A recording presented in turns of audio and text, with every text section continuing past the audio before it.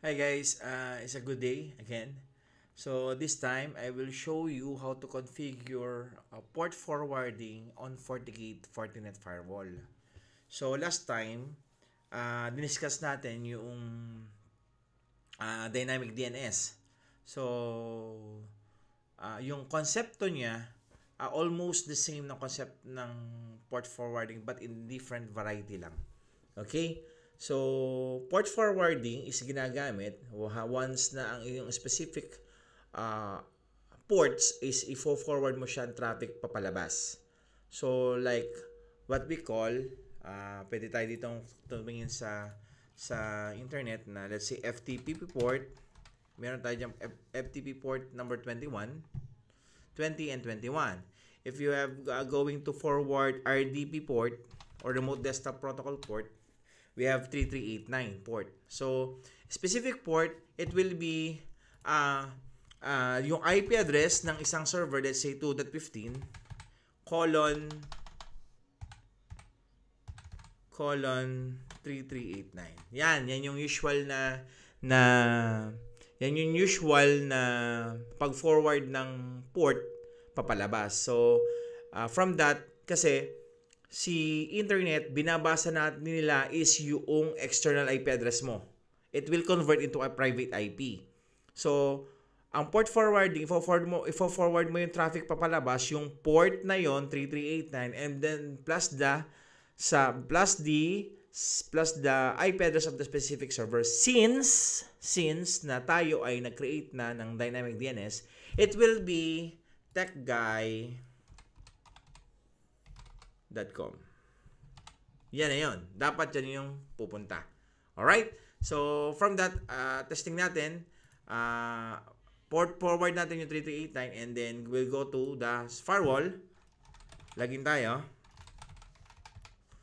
And then at first, close. Maybe later. So, we will go to the private virtual IPs. Ayan. So, from that virtual IPs,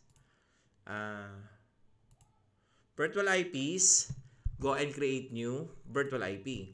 So this time, we will go and create server. And then change the color if you want or preferred. Interface must be 1 port. And then static will be go on to 0.0.0. IP address of the server. Yan. Port forwarding. And then 1-to-1 which is 3389. And then 3389. Ayan. Okay? So, once na click mo lang okay.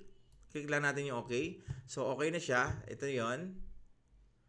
So once na yan ay, nakaka-create na tayo, we will go on to firewall policy. Create firewall policy. And then, let's say, they will get 1 to server. And then, the incoming will be ISP. Outgoing will be internal. Source is all. Destination will be the ginawa natin, which is server.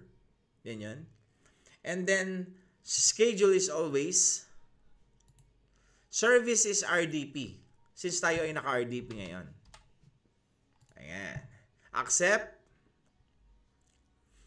Then, i-disable natin at since ito ay outgoing traffic.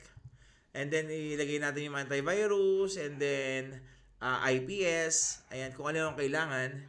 And then, make a log traffic.all sessions. And then, let's say, comment natin server access. Ayan. So, create. Okay. Maximum entries has been reached. Wow.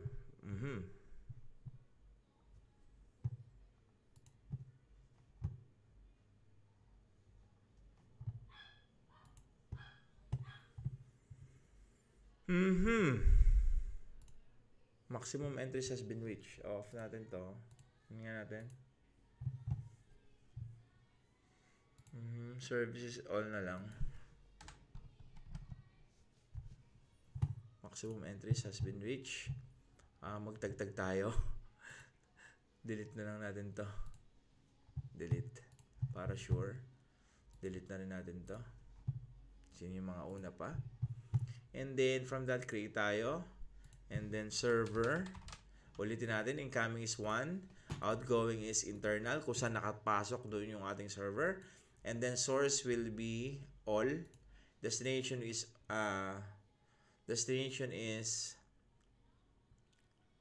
server. Yes. Always. Service is RDP.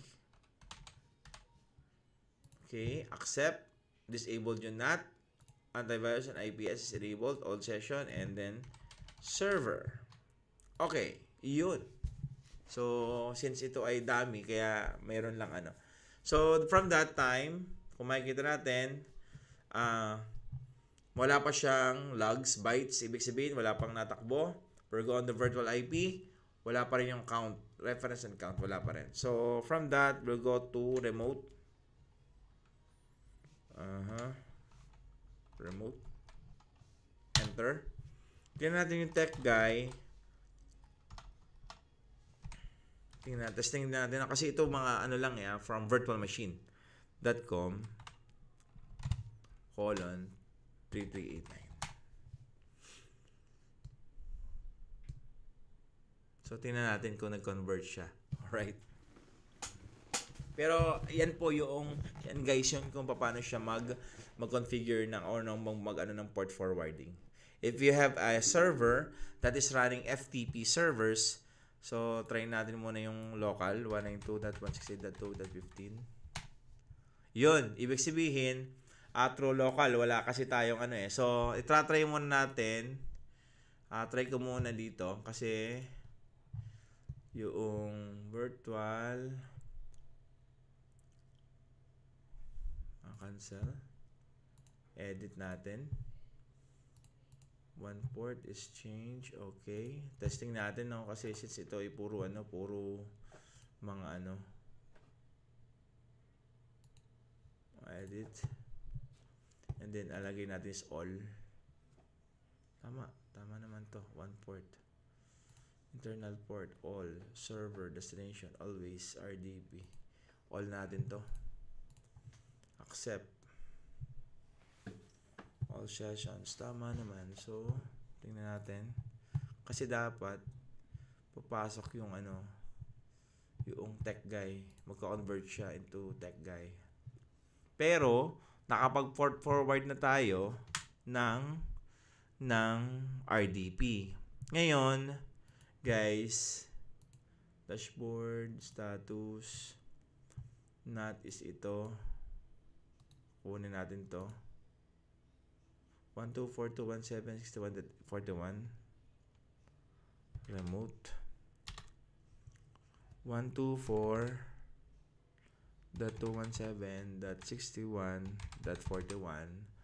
Forward 3389. So it means kasi ito dummy or So same din lang guys. Ang ibig sabihin na kasi nito, ito, pwede natin itong pasukin and then colon 3389 kung nakapag-forward ng port. Pero, yung dito sa aking configuration is nakapag-forward naman siya ng ports.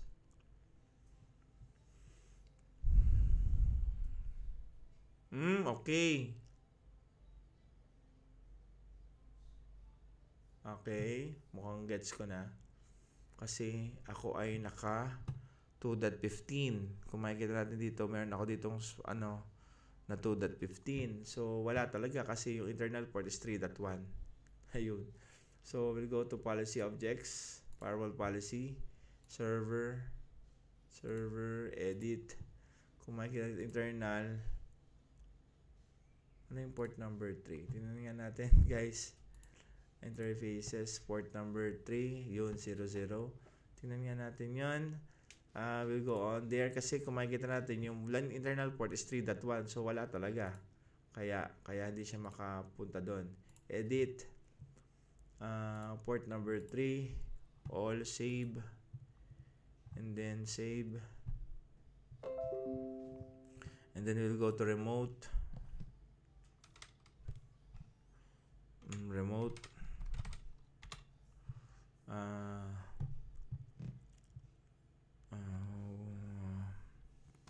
techguy.com. Tingnan natin nga. :3389. So, cancel natin. Dapat papasok na yon. We'll go on to the security profiles, DNS, no. Network, DNS, and then 2.1, UDP.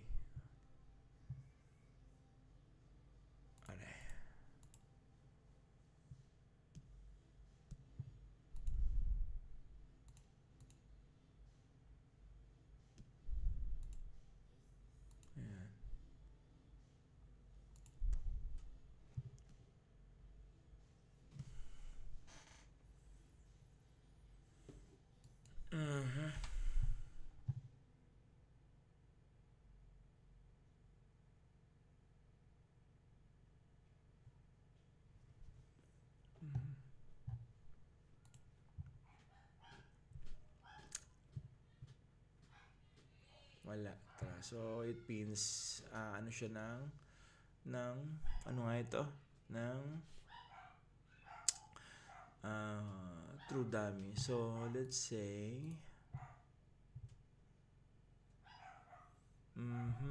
tama naman to. I think tama naman to. Nataon lang talaga na siya ay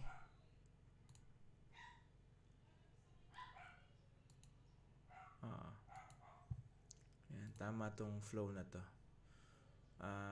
Ano lang tayo, nakadami lang. I think okay to.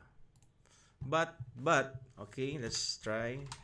But, kung makikita natin 192.168.2.15 :3389 protocol is enabled.